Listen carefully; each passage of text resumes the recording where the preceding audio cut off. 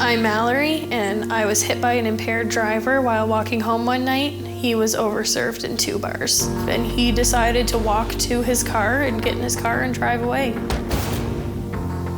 I was walking home.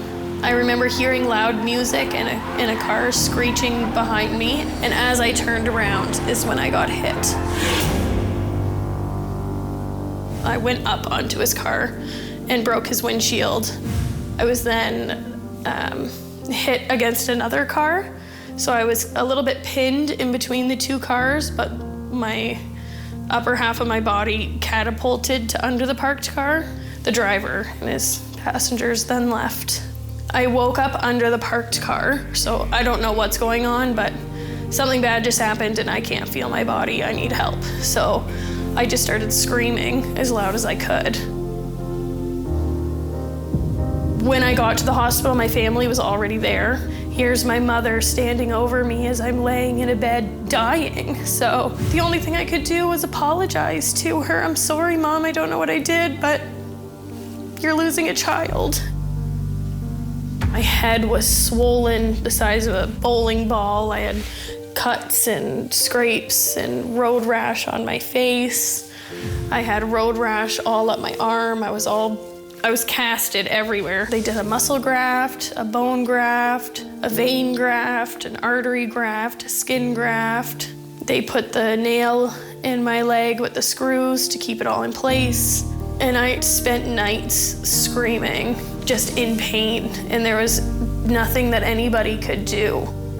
At the time, when I was 19, my independence was totally taken from me.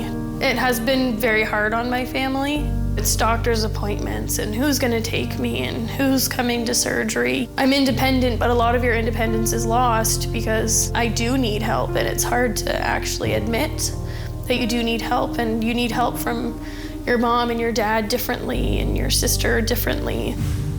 I'm going on to my 24th operation. Every year it's something, and the leg that I have now isn't the same leg that I had. It's much more delicate now.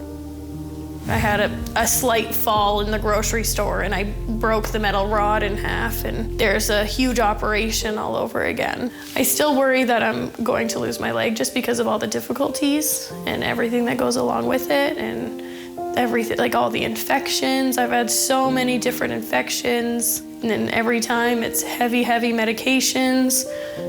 I hope one day to not be in pain and to be able to work and support myself and be independent again and not need to count on other people for help all the time. I think servers play the biggest role in keeping us safe because it's up to them what state the person's in when they leave.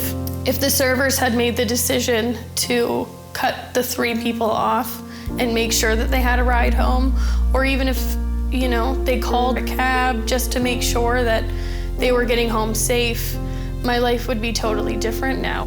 This was one driver, and they've changed my life, they've changed my family's life, all of my friends. It's like a ripple effect.